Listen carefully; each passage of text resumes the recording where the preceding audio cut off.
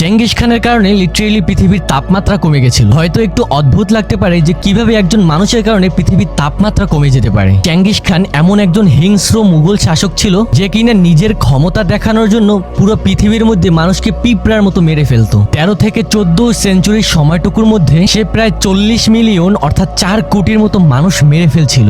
আর ওই সময় পৃথিবীর এস্টিমেটেড জনসংখ্যায় ছিল 442 থেকে 43 মিলিয়ন। আর এত বিশাল সংখ্যক মানুষকে মেরে ফেলার কারণে পুরো পৃথিবীর মধ্যে প্রচুর পরিমাণে ওপেন স্পেস এবং ফার্মিং ল্যান্ড খালি পড়ে থাকে। আর ওইখানে নতুন করে গাছ জন্মানো স্টার্ট হয়, মানে সিম্পলি ভাষায় ডিফরেস্টেশন শুরু হয়ে গেছিল। এত বিশাল পরিমাণে বন জঙ্গল এবং এত বিশাল পরিমাণে গাছপালা জন্মায় গেছিল যেইগুলো তখন অ্যাটমসফিয়ার থেকে প্রায় 700 মিলিয়ন টন কার্বন অ্যাবজর্ব করে নিছিল।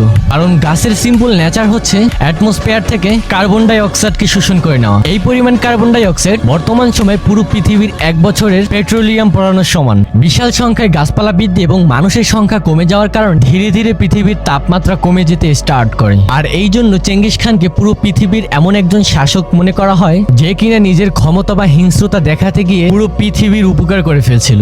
আর আমরা সভ্যতা ও আধুনিকতার নামে করতেছি সম্পূর্ণ উল্টো। জনসংখ্যা ঠিকই বাড়তেছে কিন্তু গাছপালা এবং পরিবেশের প্রচুর ক্ষতি হচ্ছে। সো গাছ লাগিয়ে আপনিও এই দূষিত পরিবেশকে সুন্দর করতে হেল্প করতে পারেন। আর আমাকে যারা ফলো এন্ড সাবস্ক্রাইব করেন অবশ্যই কিন্তু ফলো এন্ড সাবস্ক্রাইব করে যেতে ভুলবেন না।